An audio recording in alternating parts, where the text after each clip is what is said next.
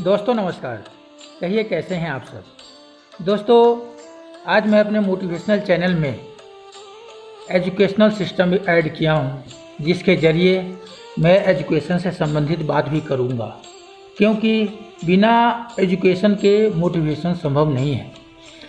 तो मेरा ज़िंदगी का मोटो है कि first educate the people, after that motivate the people.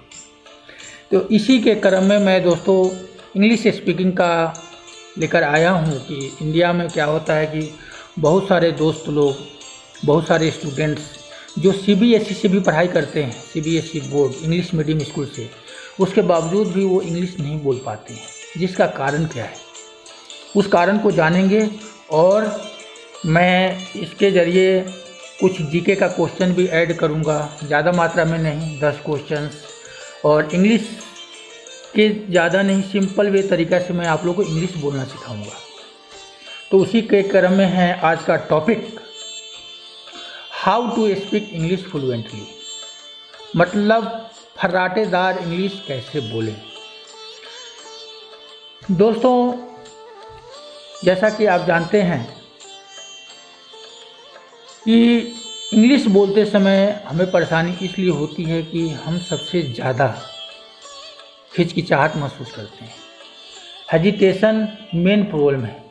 अगर हेजिटेशन हमारे दिल से निकल जाए तो हम इंग्लिश आसानी से बोल सकते हैं, ठीक है ना। दूसरा है एलकेजी। एलकेजी मतलब होता है लोग क्या कहेंगे।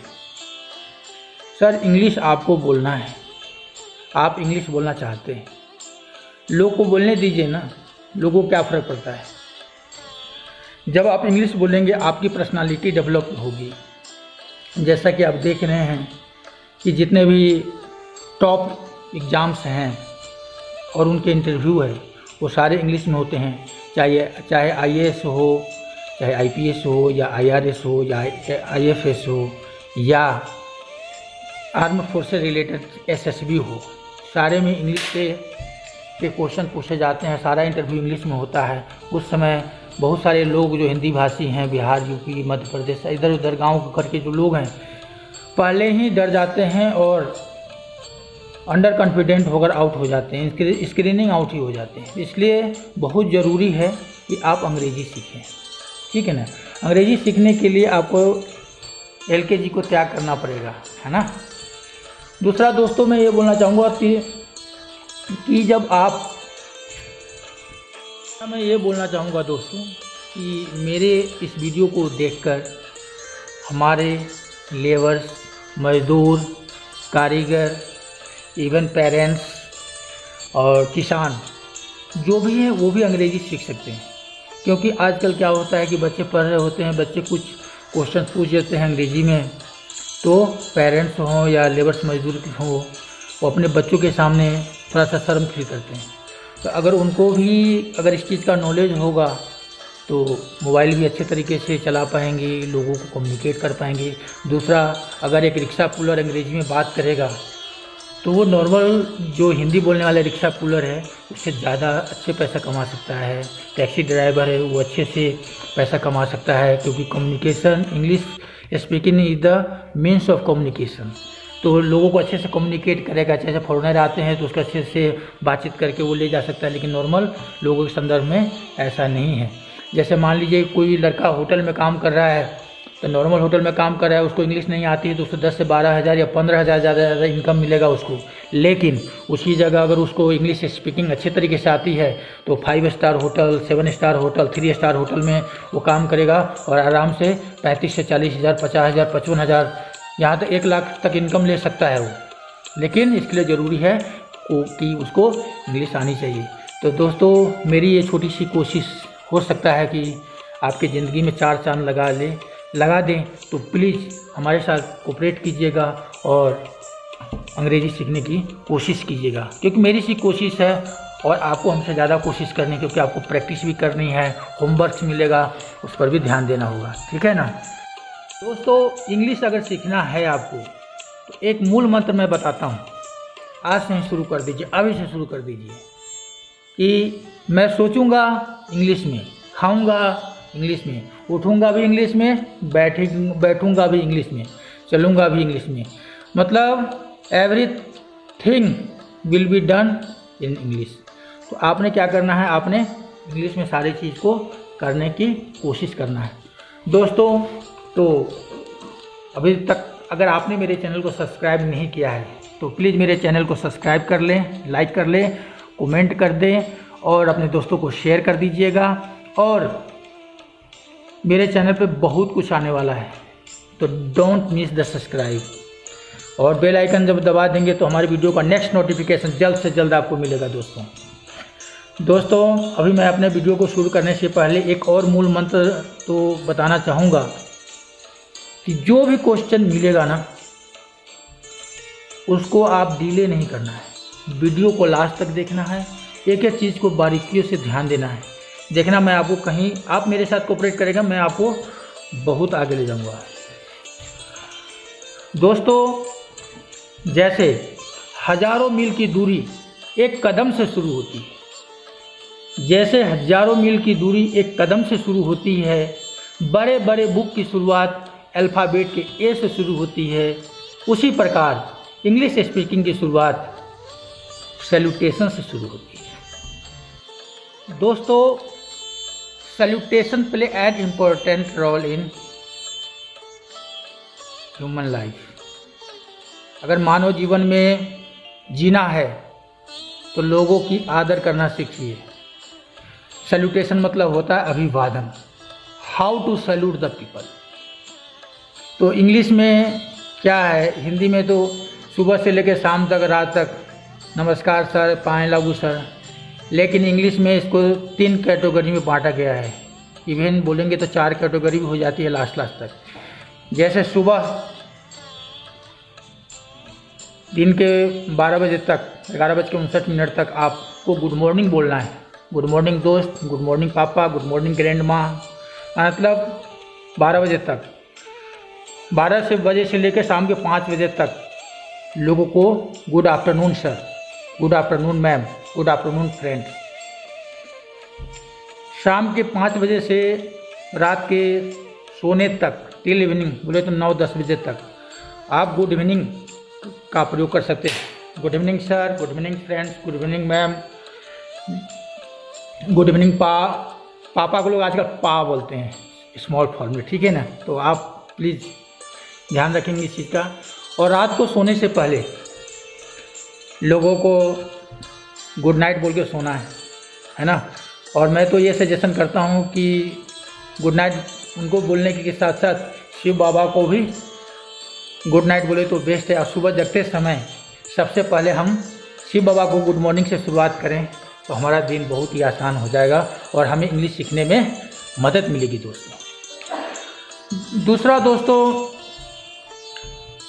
हम आज के फर्स्ट एपिसोड में इंग्लिश स्पीकिंग में दिस दैट से शुरुआत करेंगे, क्योंकि गांव घर में भी आपने सुना होगा कि लोग बोला करते हैं, अबे ज़्यादा दिस दैट मत बोला कर। मतलब क्या है कि दिस दैट का भी बहुत महत्व है।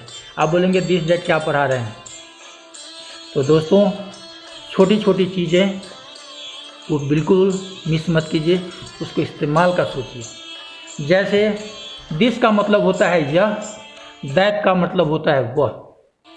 दिस का जो यह है वो जिस चीज़ को हम टच करके बात करते हैं उसके लिए प्रयोग किया जाता है, या उसको हाथ में उठाकर ये क्या है, व्हाट इज़ दिस। तो टच करके जिसको इंडिकेट करके बोलते हैं कि यह क्या है, मतलब व्हाट इज़ दिस, तो उसका जो भी हाथ में सामान है, जैसे this is a pen, this is a book ना, या किसी आदमी को इंडिकेट करते हैं तो दिस इज राम, मतलब नज़दीक के लिए, अपने साथ के लिए। लेकिन उसी जगह दैट का प्रयोग जो है दूर के लिए इंडिकेट करते हैं। दूर रखी हुई वस्तु हैं, आदमी हैं, उसको हम इंडिकेट करते हैं व्हाट इज़ दिस, तो व्हाट इज़ दैट, तो that is Ram, that is Sita, that is Gita, that is a pen, that is a book and जो भी एवरीथिंग। तो एक लिस्ट बनाइए कि आपके घर में बहुत सारे सामान होंगे, मोर देन 100 सामान तो होंगे, उनके लिस्ट बनाइए, उनका हिंदी में पहले लिखिए और पूरा का देखिए कि इसका इंग्लिश क्या है। जिसकी इंग्लिश नहीं आती है उसको डिक्शनरी से ढूंढिए, उससे क्या होगा आपकी वोकैबुलरी पावर जो होता है ना, शब्दकोश, वो बढ़ जाएगा और आपको इसे इंग्लिश सीखने में आसानी होगा। क्योंकि विदाउट शब्दकोश के ज्ञान का बोलते हैं ना, you can't learn single word in single line in English. तो अगर इंग्लिश में फ्लुएंटली बात करना चाहते हैं तो ज़रूरी है कि आपको शब्दों का भंडार हो। तो प्लीज़ सबसे पहले आज का टास्क है, जितने घर के सामान है सारे को नोट डाउन कीजिए। एक दोस्त बनाइए। दोस्त तो आपका फादर हो सकते हैं, आपकी मदर हो सकती हैं, आपकी सिस्टर हो सकती हैं, आपके बिग ब्रदर हो सकते हैं, आपके स्मॉल ब्रदर हो सकते हैं, या कोई आपका फ्रेंड हो सकता है। मतलब जब तक 2 बंदे होंगे नहीं, you can't speak English fluently, because hesitation को हम रिमूव तभी कर पाएंगे जब आपका कोई अपोनेंट हो, आपका कोई साथी हो आपके सामने बोलने वाला। अगर कोई नहीं भी मिलता है तो आप अकेले बड़बड़ाते रहिए। What is this? तो this is a fan. What is that? That is a cupboard. That is a television. Indicate करके 3 बार बोलते रहिए, ठीक है ना। और कुछ वर्डों का जैसे अपना इसके सामने आते हैं, आईना के सामने, वहाँ पर भी अपने आप से बातें करते रहिए। डेली अब दिन भर में ऐसे सोचते रहेंगे, जहाँ भी जाते हैं सोचते रहिए, इंग्लिश ऑटोमेटिक आप सीख पाएंगे दोस्तों। तो दोस्तों ये था दिस दैट के प्रयोग के संबंध में। और आज मैं ज़्यादा नहीं बताऊंगा, क्योंकि क्या है कि एक दिन में ज़्यादा पढ़ाने से लोगों को ज़्यादा पढ़ नहीं पाते हैं। जीके भी बताना है। तो दोस्तों आज मैं 10 जीके बताऊंगा। शायद आपको पता होगा तो वेल एंड गुड, नहीं पता होगा तो यहाँ से जानकारी आपको मिल जाएगी। जैसे चीफ जस्टिस ऑफ इंडिया, हमारे chief of justice of India कौन है? तो उनका नाम है शरद अरविंद बोबडे। शरद अरविंद बोबडे। दूसरा, चीफ इलेक्शन कमीशन, जो चुनाव आयोग होते ना, मुख्य चुनाव आयोग, इलेक्शन कमीशन, कौन है? तो वो हैं mister Sunil Arora. Mister Sunil Arora. Chief of army staff, बहुत important, chief of army staff कौन है? तो वो है chief of army staff general Manoj Mukund Naravane. General Manoj Mukund Naravane. अभी नया एक CDS chief of defence staff का पद बनाया गया है भारत सरकार के द्वारा। उनके चीफ कौन है? तो हमारे जनरल बिपिन रावत का नाम है, जनरल बिपिन रावत। ये सारे चीज़ को नोट डाउन कीजिए अपने कॉपी में। चीफ ऑफ नेवल स्टाफ, जो नेवी के चीफ होते हैं ना, वो हैं admiral Karambir Singh. Admiral Karambir Singh. Chief of air staff, chief of air staff है Rakesh Kumar Singh Bhadauria. Air marshal Rakesh Kumar Singh Bhadauria. Note करते रहिए दोस्तों। अब मंत्रालय से संबंधित मैं जानकारी दूंगा कि हमारे फाइनेंस मिनिस्टर कौन है। तो हमारी फाइनेंस मिनिस्टर है Shrimati Nirmala Sitharaman. Shrimati Nirmala Sitharaman. Defence minister of India, हमारे रक्षा मंत्री कौन है? तो श्री राजनाथ सिंह। श्री राजनाथ सिंह। रेलवे मिनिस्टर, महत्वपूर्ण पोर्टफोलियो, बोलते हैं इंपॉर्टेंट पोर्टफोलियो, श्री पीयूष गोयल। श्री पीयूष गोयल हमारे रेल मंत्री। HRD minister, HRD minister Ramesh Pokhriyal Nishank, जो उत्तराखंड के मुख्यमंत्री भी रह चुके हैं, ठीक है ना।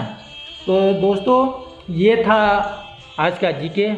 बाद बाकी हमारा वीडियो कैसा लगा, हो सकता है फर्स्ट वीडियो हो, लेकिन इसको नोट डाउन करना है, अच्छा लगे दोस्तों को शेयर करना है। आगे भी मैं बहुत कुछ लेकर आया करूँगा दोस्तों।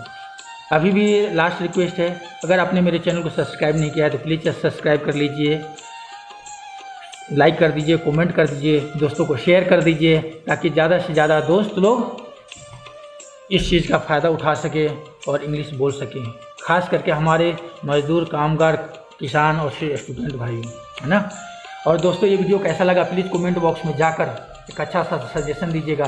कोई क्वेश्चन भी पूछना होगा तो आप अपना मोबाइल नंबर उसमें डाल दीजिएगा, मैं आपको कॉल करके आऊँगा और आपकी सारी समस्याओं का जवाब दूंगा और समस्या सॉल्व करने की कोशिश करूंगा।